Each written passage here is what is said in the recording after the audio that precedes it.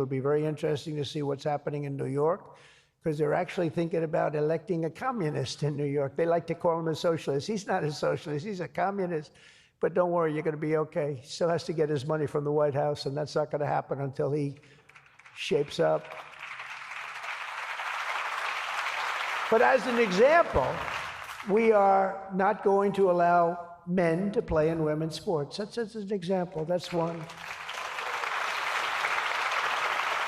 And they say that's an 80-20 number. They say 80% would be against it. No, it's not 80-20. It's about 97-3. And I don't know who the three are. I've never seen anybody. I've never had a person. I've seen everybody. I'm a very open person. They come up to me and they talk to me. I've never had anybody come up, sir, you have to let men play in women's sports. I've never had it. I deal with hundreds or thousands of people. Every time I talk to somebody, they talk about AI, they talk about everything, but they've never said, you gotta allow, this is ridiculous. Men should be allowed to play in women's sports. It's sort of crazy, isn't it, huh? You have to see, did you see the race? It was a race, a long distance marathon, one of those all-day deals, and we had one of the great female runners, and we had one of the great male runners, and at the end of the day, he won the race by 5 hours and 14 seconds. They waited around for the really good athlete female. It's very demeaning to women, I want to tell you that, but they waited, her parents were waiting for hours. Somebody said, why don't you go back to the hotel and sleep for a few hours and come back and meet your daughter? This is what they do. You got to see the weightlifting records, they're the best of all. A woman lifted 212 pounds. It was a world record. It held for 18 years. And now a man who transitioned came up and looked at the bar. How much is it? 212 pounds. Oh, let me try it. Bing, bong. I think he broke the record by 109 pounds. It's going to be a long time. It's going to be a long time before a woman catches that. And these are great athletes and great people, and it's demeaning. And who the hell wants this? We're off of that whole standard, because I just tell you those as examples.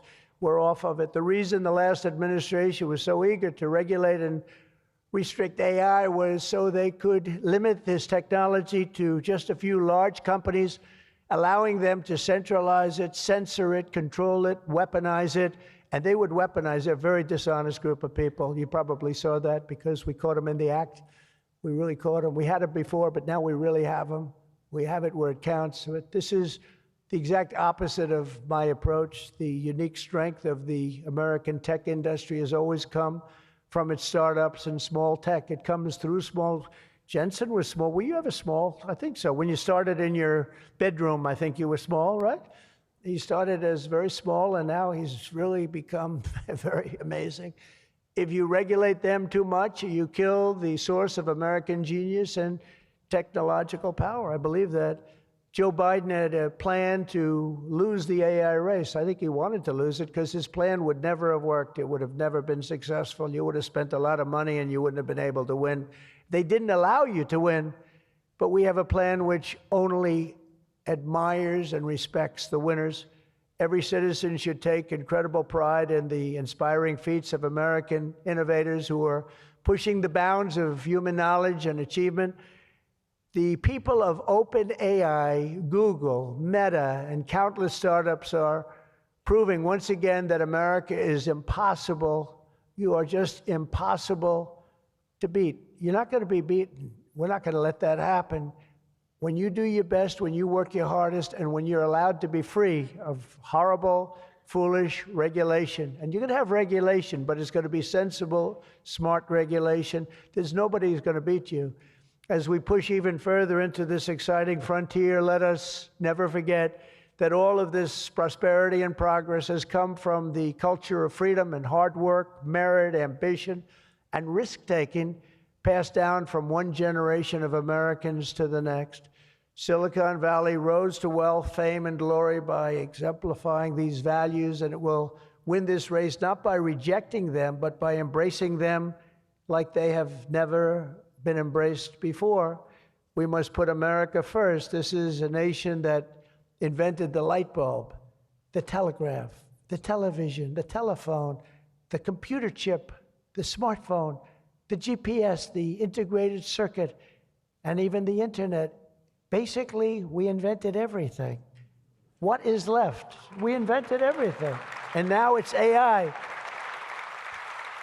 We invented everything. Does anyone have anything else to say? And now we're going to take it to a new level. But Americans were the first to fly a plane, first to harness the atom, and first to plant our flag on the moon. We mastered the industrial age, we created the digital age, and now we are leading the world into the golden age, indeed, the golden age of America. With your help, that golden age will be built by American workers. It will be powered by American energy. It will be run on American technology, improved by American artificial intelligence, and it will make America richer, stronger, greater, freer, and more powerful than ever before. And I will now do my share by going and signing a name without an auto pen. I will sign it. If we had one, I wouldn't use it anyway, but we will sign it auto pen free, and we will say, Donald J. Trump, God bless America, and God bless you, and good luck, because the race has just begun, and you're going to win it. Thank you very much, everybody.